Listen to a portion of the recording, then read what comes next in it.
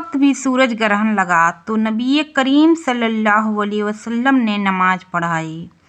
آپ کھڑے ہوئے، تکبیر کہی، پھر دیر تک قرآن مجید پڑھتے رہے، لیکن اس کے بعد طویل رکوع کیا۔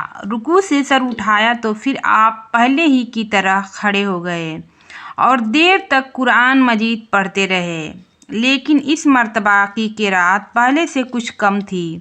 پھر آپ سجدے میں گئے اور بہت دیر تک سجدے میں رہے۔ پھر دوسری رکعت میں بھی آپ نے اسی طرح کیا۔ پھر آپ نے سلام پھیرا تو سورج صاف ہو چکا تھا۔ نماز سے فارغ ہو کر آپ نے خطبہ دیا کہ سورج اور چاند کا گرہن اللہ تعالیٰ کی ایک نشانی ہے۔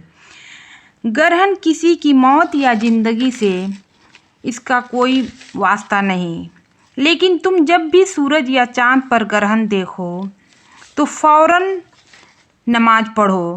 رسول اللہ صلی اللہ علیہ وسلم نے فرمایا، سورج اور چاند دونوں اللہ تعالیٰ کی نشانیاں ہیں اور کسی بھی کی موت یا زندگی سے گرہن نہیں لگتا، بلکہ اللہ اس کے ذریعے اپنے بندوں کو ڈراتا ہے۔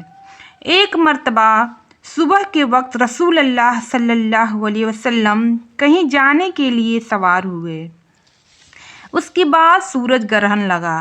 آپ صلی اللہ علیہ وسلم دن چڑھے واپس آئے اور اپنی بیویوں کے حجرے سے گزرتے ہوئے مسجد میں آئے اور نماز کے لیے کھڑے ہوئے، اور طویل رکوع سجدے کے بعد آپ نے لوگوں سے کہا، عذاب قبر سے اللہ کی پناہ مانگو۔ نبی کریم صلی اللہ علیہ وسلم کے زمانے میں جب بھی سورج گرہن لگا تو آپ صلی اللہ علیہ وسلم نے نماز پڑھی اور اتنی لمبا قیام کیا کہ اتنی دیر میں سورہ بقرہ پڑھی جا سکتی تھی۔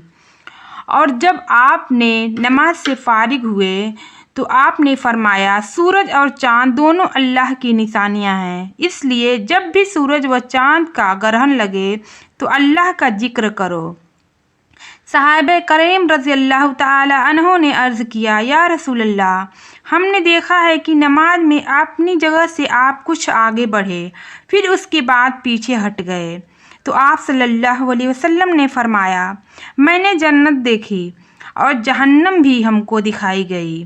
میں نے جہنم سے بھیانک اور خوفناک منظر کبھی نہیں دیکھا۔ جہنم میں زیادہ عورتیں تھیں۔ کسی نے پوچھا، یا رسول اللہ، اس کی کیا وجہ ہے؟ تو آپ صلی اللہ علیہ وسلم نے جواب دیا، اپنے کفر انکار کی وجہ سے زیادہ عورتیں جہنم میں ہیں۔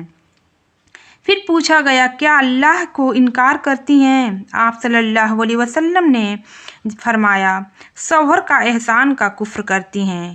زندگی بھر تم کسی عورت کے ساتھ حسن سلوک کرو، لیکن اگر کسی بھی وقت ان کے مزاج کے خلاف کوئی بات آ گئی تو فوراً یہی کہیں گی کہ میں نے تم سے کبھی بھلائی نہیں دیکھی۔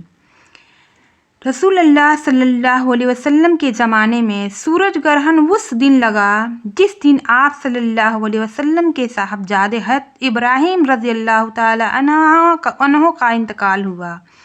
بعض لوگ کہنے لگے کہ گرہن ابراہیم رضی اللہ تعالی عنہ کی وفات کی وجہ سے لگا ہے، اس لیے رسول اللہ صلی اللہ علیہ وسلم نے فرمایا، گرہن کے لگنے سے کسی کی زندگی یا موت سے کوئی واسطہ نہیں، البتہ تم اسے دیکھو تو فوراً نماز پڑھا کرو اور اللہ تعالیٰ سے دعا کرو۔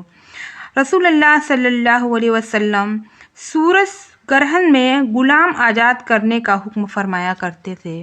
اس سے یہ ثابت ہوتا ہے کہ ہمیں سورج اور گرہن اور چاند گرہن لگے تو ہمیں خیرات اور صدقہ بھی دینا چاہیے۔